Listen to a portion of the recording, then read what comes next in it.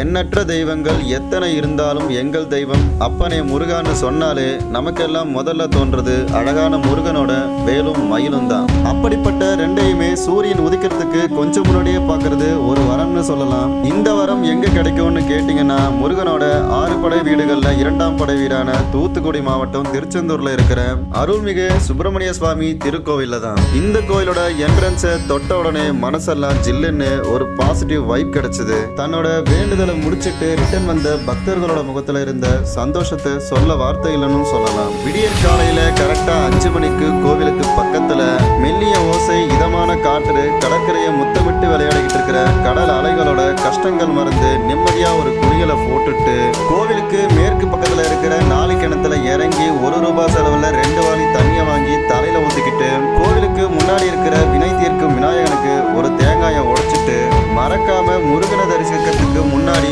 இந்த கோவில் உருவாக முக்கிய காரணமா இருந்த மூவர் சமாதியை கும்பிட்டுட்டு ஃபைனல் கிளைமேக்ஸா முருகனை வழிபட வரிசையில நிக்கிற கூட்டத்துல நானும் ஒருத்தனா நிக்கும் போதுதான் தோணுச்சு, நாம மட்டும்தான் கஷ்டப்படுறோம் அப்படின்னு நினைச்சதை மறந்து இந்த உலகத்துல எல்லாரும் ஏதோ ஒரு விதத்துல கஷ்டப்பட்டு தான் இருக்காங்கிறது தோணுச்சு. இது எல்லாமே மறக்கிற அளவுக்கு பக்தர்களோட கூட்டத்தில் இருந்து வந்த சத்தம் வெற்றிவேல் முருகனுக்கு அரோகரா என்ற சத்தம் எல்லாரையும் பக்தியோட உச்சநிலைக்கே கொண்டு போயிருச்சுன்னு சொல்லலாம். அது மட்டும் இல்லாம சின்ன வயசுல இருந்து பெரிய வயசு உள்ளவங்க வரைக்கும் லைன்ல நிக்கும் போது ஒரு என்ட்ரன்ஸோட டாப்ல நல்லதே நடக்கும்ன்ற வாசகம் ஒரு பெரிய நம்பிக்கையை கொடுத்துச்சுன்னு சொல்லலாம். சோ ஃபைனலா முருகன் கிட்டையும் வந்தாச்சு, முருகனையும் பார்த்தாச்சு. அந்த அழகான மூமெண்ட்ல எனக்கு என்னவெல்லாம் வரம் வேணுங்கிறத மறந்து அப்பனே முருகா உன்னை பார்த்ததே பெரிய வரம் தாண்டான்னு நினைச்சு எதையும் கேட்காம அடுத்தவங்களுக்கும் அந்த வரம் கிடைக்கணும்னு நினைச்சு தள்ளி வந்தாச்சு. முருகனை பார்த்தாச்சுன்னு கண் கலங்கி நிற்கும் போது ஒரு யானை வந்து என்னை கிராஸ் பண்ணி போச்சு. அப்போ எனக்குள்ள ஒரு ஆறுதல், நீ நினைக்கிறது நல்லதா இருக்கும் போது நடக்கிறதும் கண்டிப்பா நல்லதா தானே நடக்கும். ஸோ கலங்காத,